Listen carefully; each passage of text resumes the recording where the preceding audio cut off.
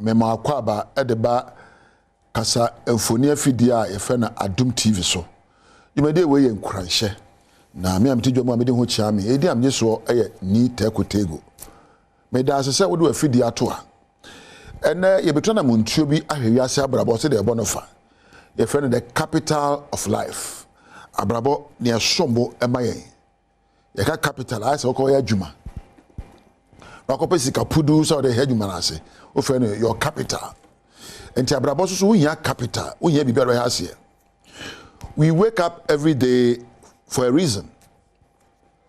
We don't just wake up. We wake up to make meaning of our lives and to bring meaning to the life of others. And a pebia was sodia. The entire was sorry ne say wabrabo benyanchira se and faswo. Now would it be assign obi? That's the reason you wake up. You wake up to find meaning for your life and also to add value to the life of others. So we don't just wake up in the morning just to walk around, just to eat. Yen sore keke. De ntia wo Nyankopon ema ya adechi bia kire se obibi asese ye de abrabo ye. Every day we are supposed to add something to our lives and to the lives of others. Fane ye sikasemu, ye dwumam, ya wadiemu, ya pomodnimu, ye mfie ne amro no so. We are supposed to add something to life, to our own lives, to the life of others. We go through what we go through as a part of the program and preparation to make us become greater and better. And you my family na de chi, and you my 2 year abrabo mu nyina no, e 2 years say e be sua de afiri mu na hyehyɛ abrabo letimi ade bubra e wo daache emu. Ene nea wo be famu, eno anea wo famu no, enye mu na betena bosobo. How be a wunya ye no e ba se obenya anu yie na de abubraba e kan potokasem the best place to build a business is around a problem.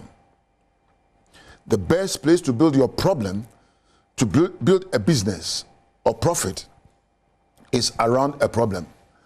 Memia baby I see esi nkonwa ne ye penkoso enpo ye pe abrabo ano eyie eduro kese pa eni baby o how ewo one is abrabo or how betoa yensu or how ba said ebe obenya anu yie ne anu aduro na watimeti ntimu na empo amo aka wako anim abiri biara or how beba wanim ho no na watimeti ntim epa or how no aduro na etimi pejaw ti ababa yeboy enya betesa awari enya betesa apomudine kura enya betesa empo adwuma ena fom ne akofa bibia bia no or how womu apindie womu ahwase womu from so wom empo sabe won sabe si from baabi ni nyina eba kosi se ebe kira kwa betumi afa so abubra no abraba ayeye.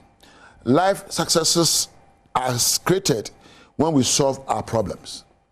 Life successes are created when we unlock the challenges and create opportunities for our growth.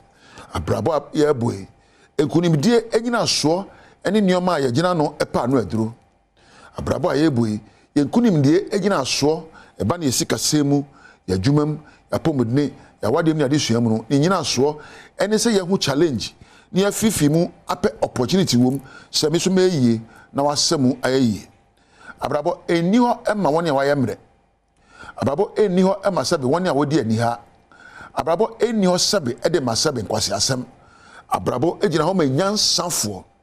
Abrabo ejina ho ma woni a wa akuduro obetime gina wona so apenyansa adware wona adwene na wabubura ene bebubura baba yebu eni ho ema woni asabi da bia wotwa asu ababa eni ho ma woni ada bia wonwinwi ena mi kurumpeme ena mi ira mi se dabi jai na hunu ni awo fam bia se eka brabo ho enti na beto wo no enti nyina mu nsu enyina mu ni apini enyina mu embobo yoma ho gina mu na bisa se kwan ben so na mefa.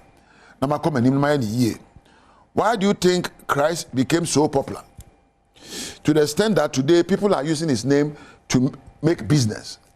Adom nema Yesu ene ye kase ne dia ka nipa no mu ya ene na mafo bi ede ne dia business a odi jisika won krofo da nkrofo ede jisika kase. Yesu oye popular esan say or solve problems. Christ became popular because he was a problem solver. Meboa, ebi yare no asa na yare, obi na efra no ye afro, e command nkrofo no command brodo be mpimpim, ose munni obi wi ose wanyane no. Saa nyoma no wo ye na ema sabinidi eka nipa num. Eno nti onipa bia ye bo seba brabom, identify one particular problem in your life. Identify one particular problem in your family. Identify one particular problem in your nation. Identify a problem in your marriage and solve it. That is the only way you can leave a mark in the hearts and minds of people. Ya mase be didi ako party say be afa man member. No. Life rewards problem solvers. What am I saying? Life reward problem solvers. The amount and the size of the problem you solve determines the size of your rewards. Oko kraswa dey ma 1 + 1 is small problem. But ako university is more problem mu oduo na we say when your degree. So the size of your problem determines the size of your rewards. Stop complaining when there are problems. Stop murmuring and stop worrying, and rather sit back and find out what is in this program that I can solve to make my life better. Abrabo awubwe ensembeto to be enkoye jai se wusu jai se wo bosom wona ka kire won se e de na meye na dai na mepaja me ho afri ahwase mu agina ho brane gira ho na mbeja ha na me de nkra kese ama se me kwa ne sa edi am jeso Apostle Dr. Nita Kotegu me da se onya amrehwe me me da Adom TV adwumafo nyina se titre me nua be ma Thomas ni ade na Eja Welbeck Ampadu na sound ni camera fo nyina me do bi ase me nyankwa bedwama dwuma die akire to se menko woni onyame entina